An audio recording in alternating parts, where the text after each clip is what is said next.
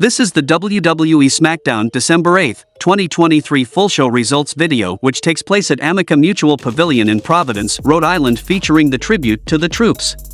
The show started with the WWE United States Championship No. 1 Contenders Tournament first round match, which happened between Dragon Lee vs Santos Escobar, and Dominic Mysterio was at the ringside, and the result of this match was Santos Escobar defeated Dragon Lee by pinfall with Phantom Driver finishing move. Post-match, Dominic Mysterio taunts Dragon Lee in the ring, and spits the chewing gum on Dragon Lee's body. Then we get a recap of Randy Orton's signing with SmackDown last week. Orton chats with Nick Aldis about a match that Aldis booked. Nick explains that LA Knight made the save, but Randy is upset because he doesn't know the guy and can't trust him, but Aldis reassures him that all he needs to know is they both want to beat the Bloodline up.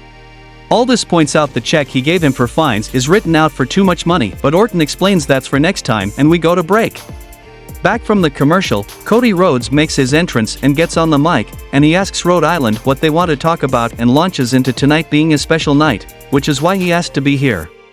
He's proud to be part of the team carrying this tradition into its 21st year, and he'd like to thank the military folks in attendance tonight and watching at home before tossing to a video package covering the history of tribute to the troops.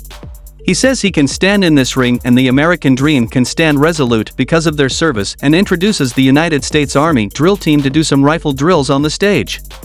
Then we saw the second match of the first round of the United States Championship No. 1 Contenders Tournament, which happened between Bobby Lashley vs Karrion Kross, and the result of this match was Bobby Lashley defeated Karrion Kross by pinfall with the spear.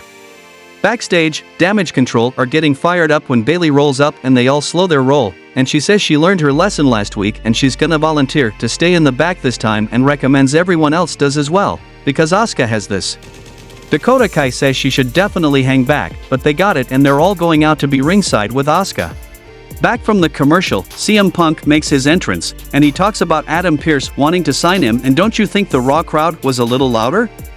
He says he's partially going to leave the choice of where he signs up to us, and he polls the crowd about it.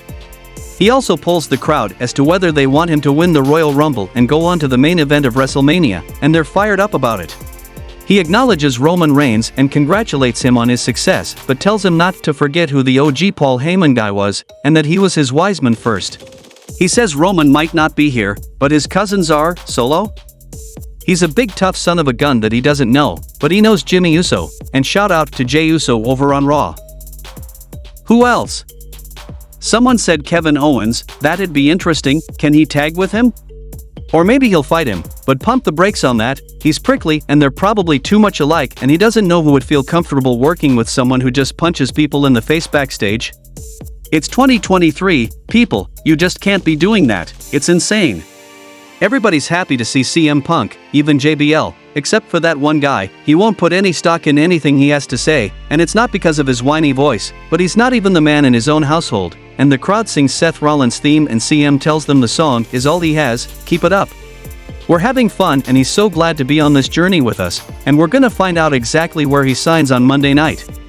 He's gonna listen to Nick Aldis. He's got a phone call scheduled with Heartbreak Man Shawn Michaels over the weekend to find out about NXT, and then he's gonna hear Adam Pearce out on Monday, almost 10 years to the day in the same town he walked out on WWE in.